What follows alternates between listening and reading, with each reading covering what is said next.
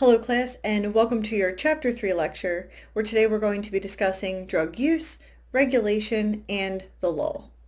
So let's begin by going over our learning objectives.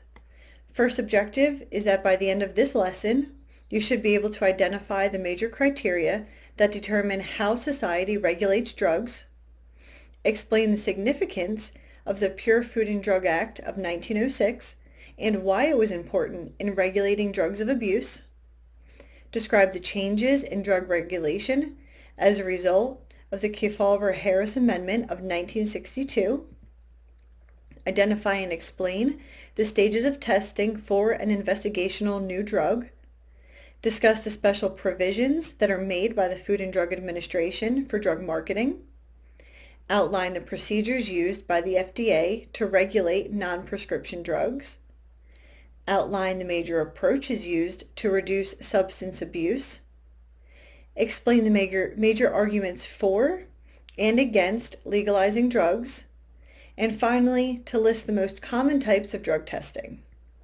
So let's begin by going over societal regulation of drugs. So society can regulate drugs two ways. First, society has a right to protect itself from the damaging effects of drug use. So drugs that can cause addiction, or those that can cause major medical conditions, such as cancer. Society also has a right to demand that drugs that are approved for marketing be safe and effective. So as a society, we get to demand that those drugs that are being marketed to us for use, that we're verifying that they're safe, and in fact that they're effective, that they're treating what they say they're going to treat. So the Pure Food and Drug Act of 1906 required manufacturers to indicate the amounts of 11 dangerous drugs that were included in their drug, including alcohol, cocaine, heroin, morphine, among others. Many drugs previously labeled non-addictive were found to be, in fact, addictive because they contained some of these substances. The law, however, did not allow for the government to stop the distribution of these drugs, even though they were found to be addictive or depending on how much of these dangerous drugs they included. In 1912, the Shirley Amendment was actually the result of an indictment of a distributor of a cancer drug who claimed that it was a remedy. Now, distributors cannot make false or fraudulent statements regarding the curative or therapeutic effects of the drug. So then in 1938, the Federal Food, Drug, and Cosmetic Act gave the FDA control over drug safety. This was only after a drug company that was distributing an antibiotic was found to be toxic and actually killed over 100 people. Unfortunately, most of these were children. However, this company did not violate the previous law by not testing their product or for the product being toxic. They did, however, violate the law for mislabeling the product as an elixir. So this act required an application to be submitted showing the safety of the drugs. It eliminated the Shirley Amendment requirement to prove intent to defraud in drug misbranding cases. It set safe tolerances for unavoidable poisonous substances, authorized the establishment of standards of identity, quality, and fill of container for foods. It also developed a classification of drugs that were only legal with a prescription. And manufacturer was able to determine at this point the label of the prescription as the label of the drug as either a prescription or non-prescription. So a drug could be sold as a prescription under one company, and under another company it could be sold as an over-the-counter medication. This was until the Durham-Humphrey Amendment of 1951. So nearly all new drugs were classified as prescription only. So this amendment set the criteria for those that were prescription and those that were considered non-prescription. But again, nearly all new drugs were being classified as prescription only. So if you look here on the right, prescription, These were just, so the criteria for the drug to be labeled a prescription is that it was habit forming and or not safe for self-medication because of its toxicity, and or it was a new compound not shown to be completely safe. So this required potentially harmful and habit-forming drugs to be dispensed only by a healthcare practitioner. And there was no authority over clinical testing, so the effectiveness of the drugs was still unknown. Then the Kefauver and Harris amendments of 1962 came along and actually set safety and said that the safety and efficacy of a drug had to be proven. So it was able to regulate and evaluate drug testing. So this also mandated standards of good drug manufacturing policy. So we have the example here of thalidomide that was used to treat morning sickness. So if taken at a certain point in the pregnancy, this drug was actually found to cause phocomelia, which means flippers or seal-shaped limbs. So over 2 million tablets of this had already been distributed in the United States as an investigational drug. The FDA attempted to recover those. However, they were not able to recover all of them, and they didn't know about these effects initially. It took a while for them to come out, obviously, after these women started giving birth to those children. So this is actually what led to the Kefauver and Harris amendments, which goal was to strengthen government regulations of the introduction of new drugs and production, as well as the sale of existing drugs.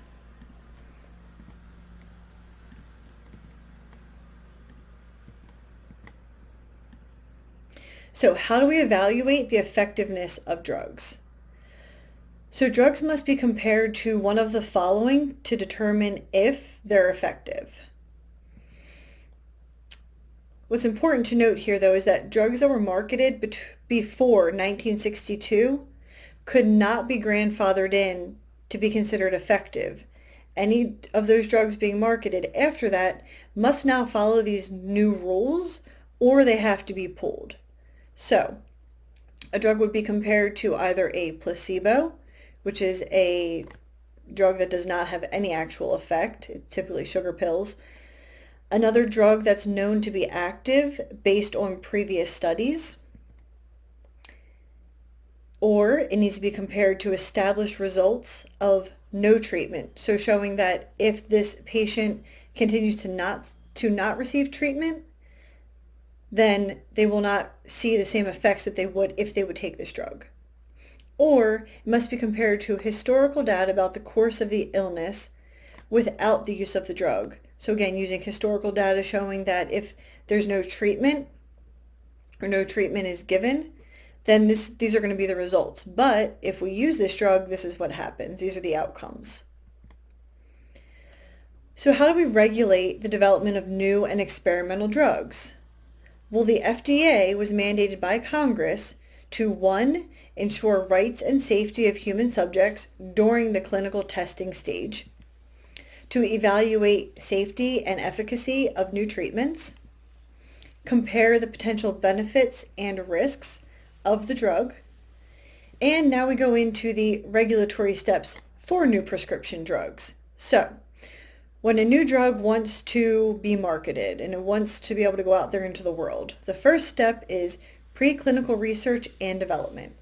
So in this step, the chemical is identified as having potential value in the treatment of a condition or a disease.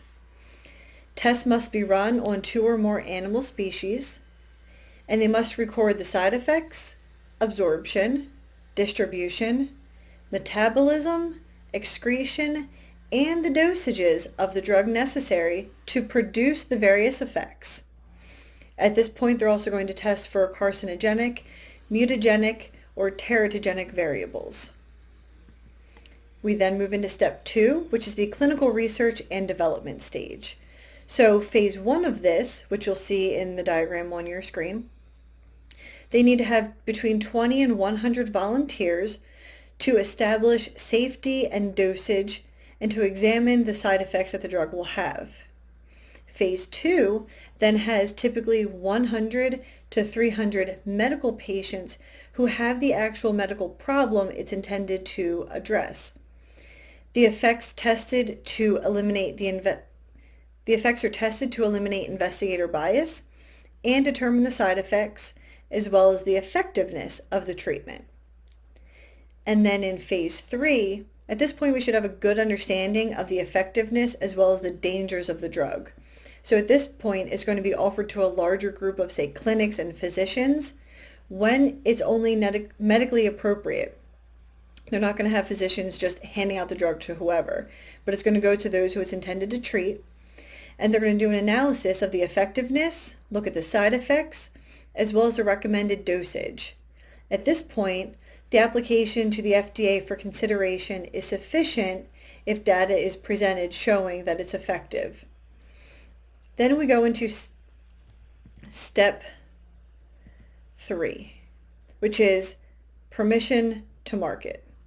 So at step 3, the drug can now be marketed under the patented name.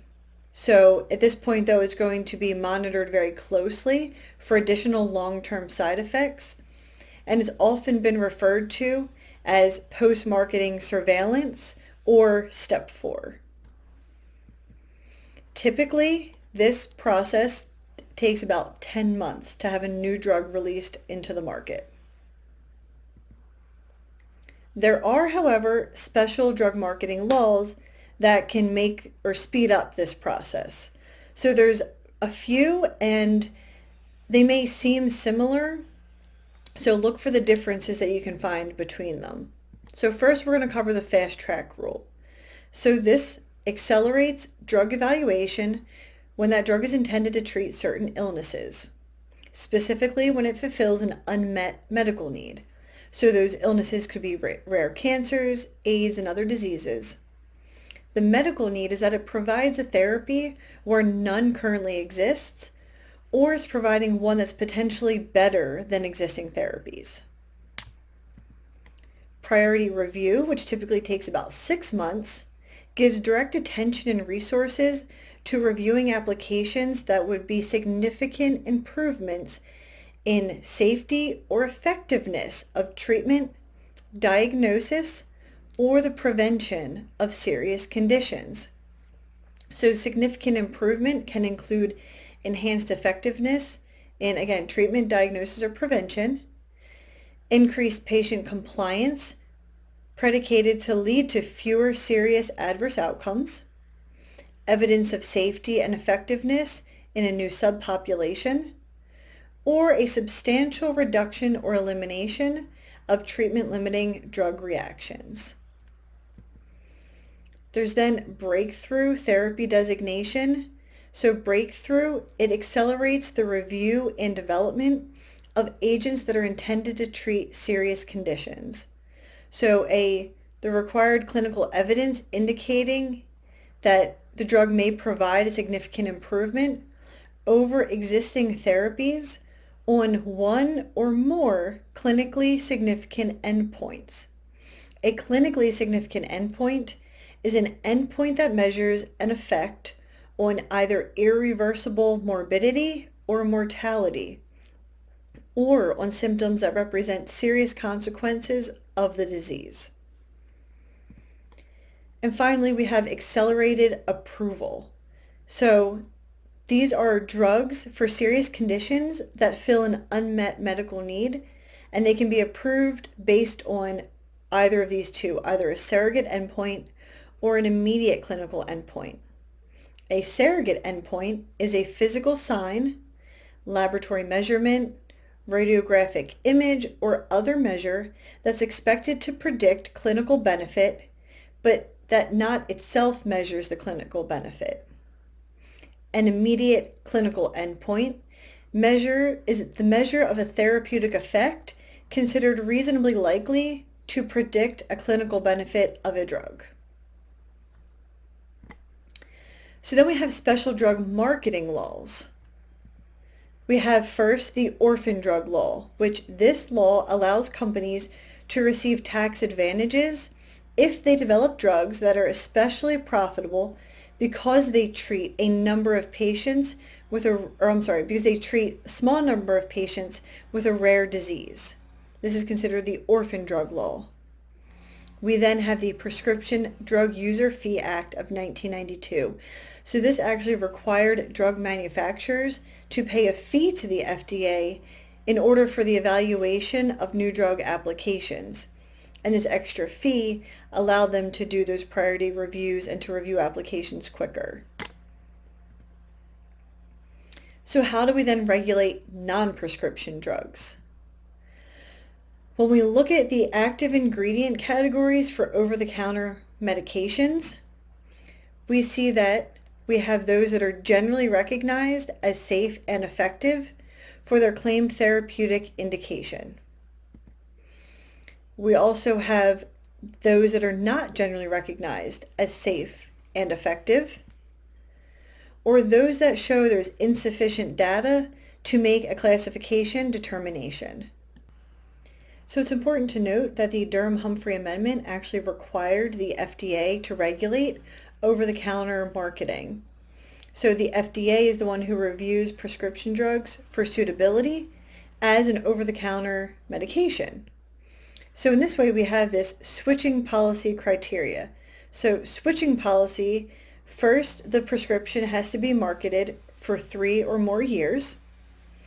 Use of the drug has to be considered relatively high, and the adverse reactions cannot be alarming, and the frequency of the side effects could not have increased. At this point, the prescription drugs can be reviewed for suitability as an over-the-counter medication. The question exists, though, could wider access to more effective drugs increase use or abuse of over-the-counter products? So then how do we regulate drug advertising after the drugs have gone through the process? They can now be marketed. How do we advertise them? So the Federal Trade Commission actually regulates over-the-counter advertising. Direct-to-consumer advertising has positive and negative implications. So physicians believe, so direct-to-consumer is where you're watching those advertisements on television about the drug. So physicians actually believe that their patients are better informed and ask more thoughtful questions as a result of direct-to-consumer advertising. 65% of physicians, though, felt that these advertisements confused their patients. And they felt that patients put a lot of stock in the advertisement regarding the benefits of the drug, maybe failing to really hear or listen to the negative possible side effects it had. Government advertising regulations can control printed and audio materials. However, drug representatives making personal visits to doctors' offices are not regulated by the government. So there's concerns for the effects of false advertisement on the public. Because of this, the Wheeler-Lee Amendment of the Federal Trade Commission Act says that it defined guidelines for false advertisement. So an advertisement other than labeling that is either misleading in material aspect, it must determine representations claimed, but also the extent to which facts were not revealed in the advertisement. So it's not just a matter of mislabeling or giving misleading or misrepresenting. It's also about not giving the viewer or the reader all of the information and all the facts that they have about the drug.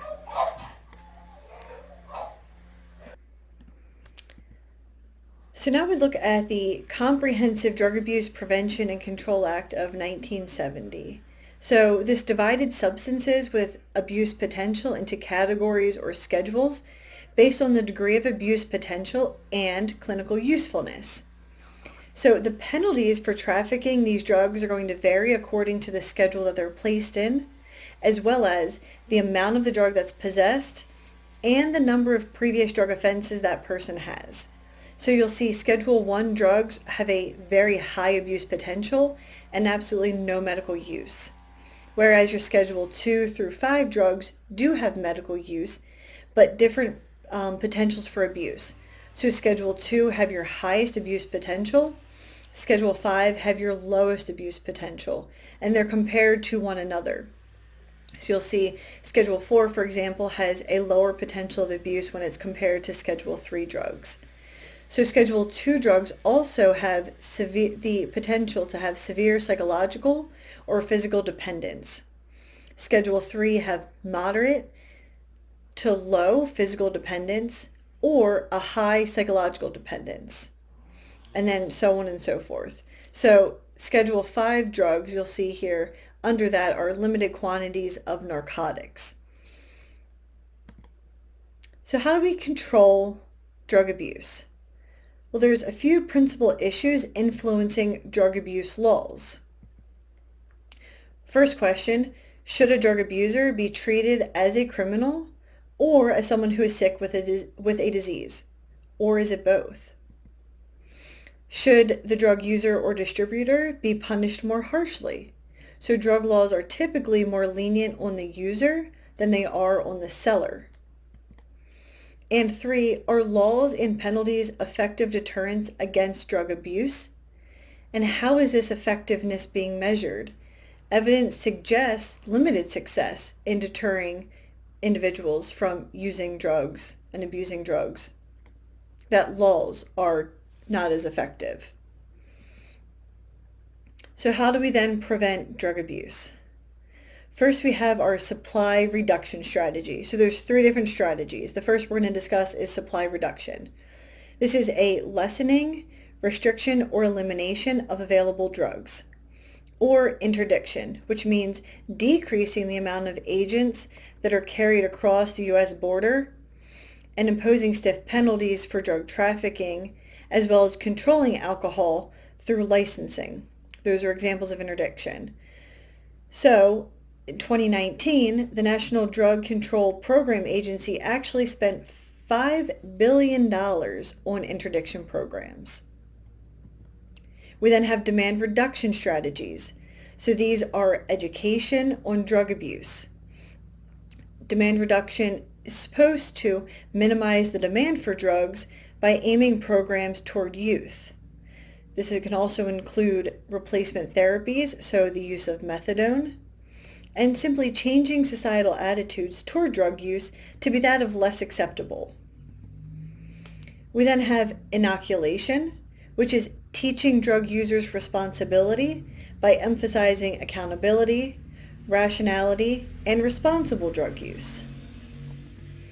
Or drug courts. So drug courts deal specifically with nonviolent drug abusing offenders using an integrated model. So they can target adults, juveniles, and veterans. And the integration has mandatory drug testing, abuse treatment, they'll use sanctions as well as incentives, so all the parties are working together instead of as adversaries in the courtroom. So you have the judge, prosecution, defense, and the treatment team all coming together to do what's in the best interest of this individual. So with all that said, this brings us to the drug legalization debate.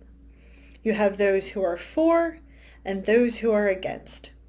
So the proponents argue that violence and crime would actually become less frequent. They argue that there would be a decrease in law enforcement costs, that legalizing drugs would not cause an increase in use or addiction, that there's a right to practice diversity of consciousness just as there's a right to practice religion or cultural traditions, and that there's tax benefits to legalizing drugs. So the idea is that users will commit a crime to pay for their illegal drugs. So if the drug is legal, the profits associated with the illegal status would disappear, along with the black market and associated crime. Additionally, this eliminates the backlog of drug-related court costs and reduces prison overcrowding. And most people use drugs in moderation. So legalizing them would not cause those people who use drugs in moderation to simply now all of a sudden start abusing drugs. Opponents, however, argue that legalizing will lead to an increased availability of drugs and therefore an increase in use. that drug use has been shown to be associated with violent crime, so that could increase, that there would be an increase of crime and economic, health, and societal costs, that drug use and addiction would in fact increase, and that legalizing drugs actually encourages drug use by saying that they're now legal and you can use them without any legal consequences. So are there areas for compromise? So we have selective legislation, which eliminates harsh penalties for drugs of abuse that are the safest and least likely to cause addiction. So this is considered a selective legalization. An example of this is how you see marijuana being legalized in certain ways and certain fashions across the country.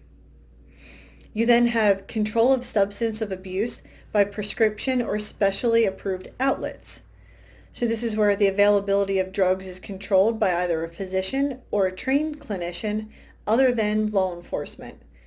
So in some countries they have actual places for a person where they can come and use their heroin, where they can come and use their different drugs, especially those intravenous drugs like the heroin, where they'll give them clean needles.